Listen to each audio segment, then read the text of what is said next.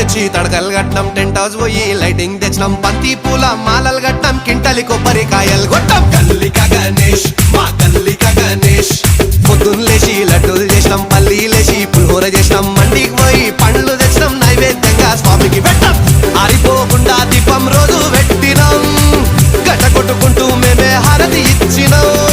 స్వామి మెళ్ళ దండలు వేసి దండాలు పెట్టి దీవెన తీసుకుందాం. Come on everybody, మా కల్లిక గణేష్ గణపతి పప్పా మోరియా, కల్లిక